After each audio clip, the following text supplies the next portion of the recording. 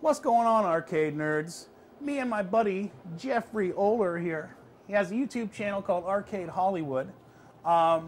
We are going to conduct an experiment. Now, many of you have heard about Billy Mitchell, because he's been in the news lately about, he's been accused of using MAME to submit one of his scores, or a few of his scores.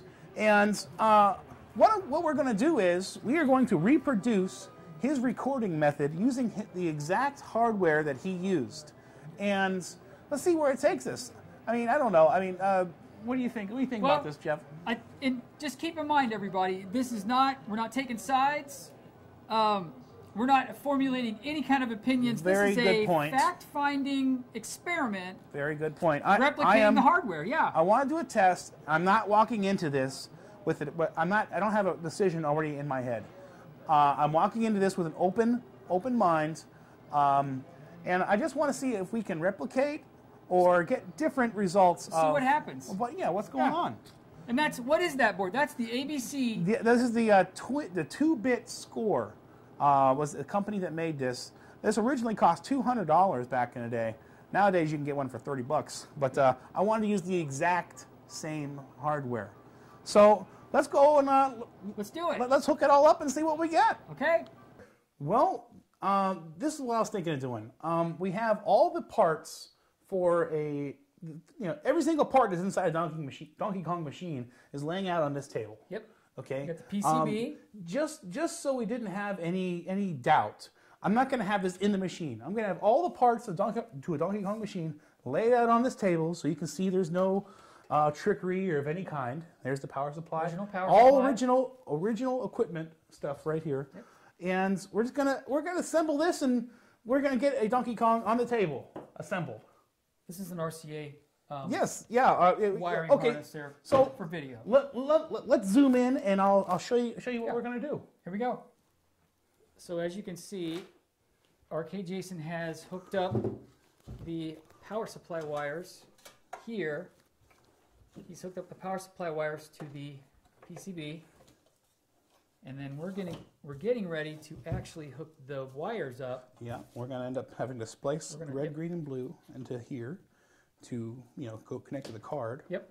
And I'm gonna have to run 5 volts to this pin here. Normally it goes to 5 volts from the monitor, but I'm just gonna feed 5 volts from the board. It doesn't matter, as long as I get 5 volts here to power that inverter board. Awesome. So yeah, let me hook up this to the VCR. And we'll be right back. Stay tuned. Okay. Arcade Jason, so what phase are we at here in this process? Well, right now I have everything all connected here on the table, and it is playing on the original monitor. But as a test, I inverted the colors. Now, later model Nintendo machines had something like this. And what this does is it inverts the colors. Hold that up again. Sure, right here. Yeah. Well, what this does is it inverts the colors. A Nintendo monitor actually displays the inverted colors compared to a standard negative sync monitor that is in most arcade machines. So later on, Nintendo decided to put these in their cabinets in case you ever wanted to use a regular average arcade board on their monitor. So what I had to do is I had to invert the already inverted Nintendo video signal to be the proper colors to be recorded on our NTSC on our RGB to NTSC converter. So, in other words, it may look funny on the screen, but that's the colors we need to be corrected on the other side. Now this is what Billy Mitchell did. I want to do everything exactly how he did it. So now, so what we're looking at now, Arcade Jason, is now we're ready to send that signal to the 2-bit scoreboard. That's right. So we can send it to the VHS. And I'm going to have to figure out the wires where's red, green, and blue, and sync, and all that. But yeah, so once we figure that out, we're ready to record. Okay. What I'm doing right now is I'm looking in the schematic to find out where red, green, and blue, ground, and sync are for video. Now these wires, I just want to make sure which one's red, green, and blue, and so on. But these wires have now gone to the inverter board, which is now an acceptable signal to be recorded by this RGB to NTSC converter. So when I figure this out, I'm going to wire these all up and we should be ready to start recording. Well, I've already done the recording, and I figured I'm going to make this video right here to explain some of the things that happened. Okay, first off, me and Jeff did a bunch of recording, and we did it wrong. See, you're supposed to credit the game up and start it, and then you see the monkey and the gorilla, and then it goes into the next screen. Well, we didn't do that. We kind of let it sit and idle on the demo screen. Nope, we did it wrong. So all the footage we got from Jeff was incorrect. So I didn't even bother slowing it down. I didn't bother looking at it. So this is what I did. I used my camera. From here on out, everything you're going to see is with my camera. Now my camera, I did record 60 frames per second. And I also slowed down the video to show you a slowed down version of what's going to happen. Okay, and the reason I slowed it down, part of the reason I'm slowing it down here before you see it, is because I recorded 60 frames per second, but YouTube only displays, I believe, 20 or 30, 25 or 30 frames per second. So you're going to get more frames per second when I slow it down and you watch it than if you watch it and slow it down with my... Anyways, you can do both. I encourage you to slow it down and see what you can do, you know, but you're going to get double the frames if I slow it down. Anyways, I had some issues with VCRs. I got this VCR brand new out of the box. There's a different VCR, and I tried the other VCRs built into a TV set. And I could get... I had issues getting color. And I'll tell you, there is one way I was able to get color, but it seemed kind of shifty and seedy, you know. This is what I did. If I were to record on one VCR, and on a certain VCR, then plug it and then play it back on a different VCR, I had full color. But all the other VCRs I record and it would not play back in full color. So, but I believe that issue is the type of color burst that that this board puts out. Might be kind of finicky with some of the newer VCRs. If I had an older VCR, I imagine everything would be just fine. But I did not have one for this experiment. But okay, so it's all hooked up. I actually tested 4 boards. I was planning on testing 1 board, and I got a bunch of boards out, and I said, you know what, let's fix some boards. So I ended up fixing 4 boards. I didn't technically fix them. I just got a good CPU board and matched it up with a good video board. So they were not repaired by me. They were actually just put together working boards. Okay, and I noticed a lot of inconsistencies here, and I don't know if it's my recording methods, which, by the way, I now know are not 100% like Billy's. See, what Billy did is he used the inverter, and the inverter went to the NTSC to RGB adapter, and that went into a USB recorder that plugged into his computer. So what I'm doing is minus his USB. So I actually recorded directly to the VCR, which you're going to see in black and white. Okay, I recorded directly to the VCR, but the way Billy did it is he recorded to yet another adapter, which then went to the computer, which then played it back into a VCR to be recorded then. So there's one more conversion process that I'm not doing here, but I did find that I can't get one screen to look the same. They all look so different. And I don't know if that's a thing with my camera. I don't know if that's a thing with my video editor. I don't know. There are so many possibilities that I can't explain. So honestly, I cannot come to any conclusion. The only conclusion that I'm going to come to, I'll tell you at the end of the video. But it's kind of you know, I'll let you guys see the videos yourself. And you tell me what you think, because I don't know. All right, so let's check out some video. Oh, this is what I did, by the way. Here's another thing. I connected 3. See, I found that there was... every screen was different. So I thought, you know what? Let's try 3 screens at once. So I did 3 screens at once, and all 3 screens were different. What's going on? Why can't I get the same picture? Okay, watch these videos and tell me what you guys think.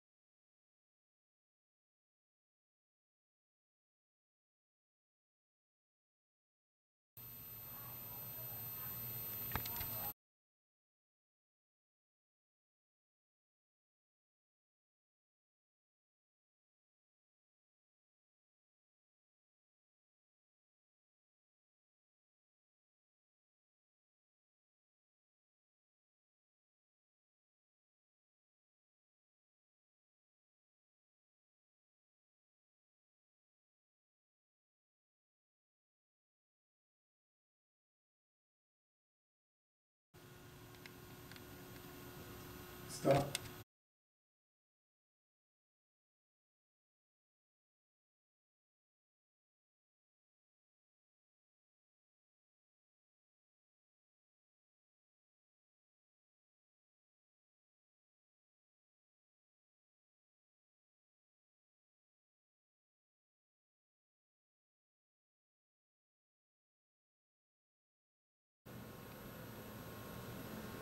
Stop.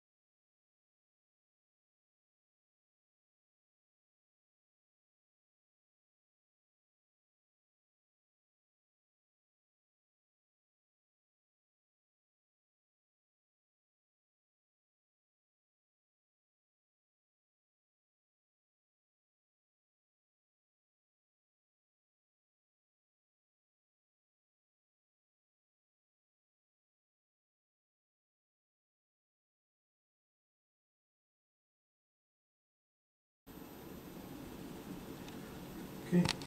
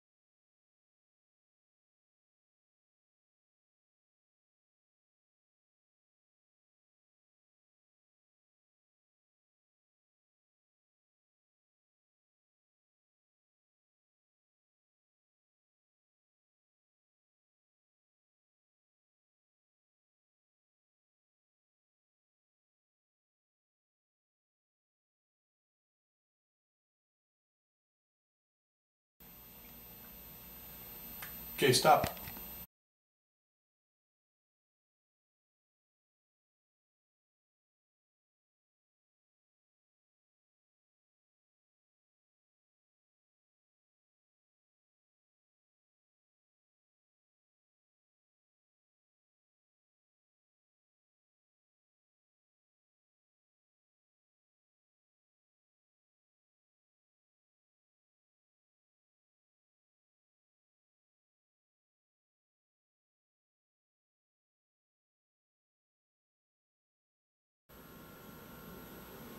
Okay, stop.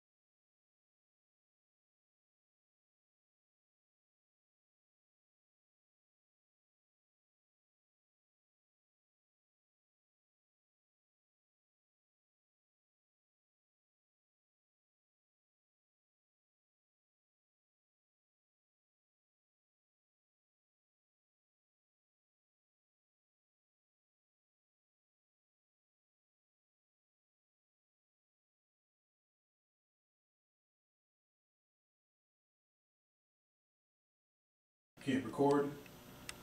Stop.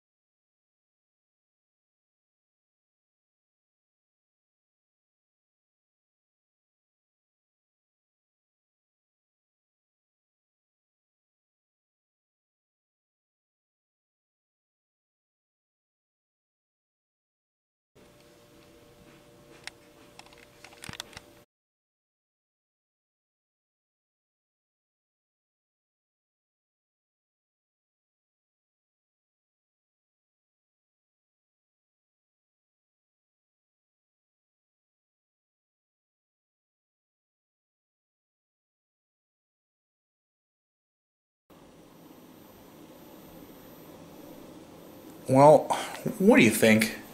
I don't know what to think here. See, there's a couple things I wanted to do. Number one, I wanted to replicate the same screens on Billy's machine. I cannot.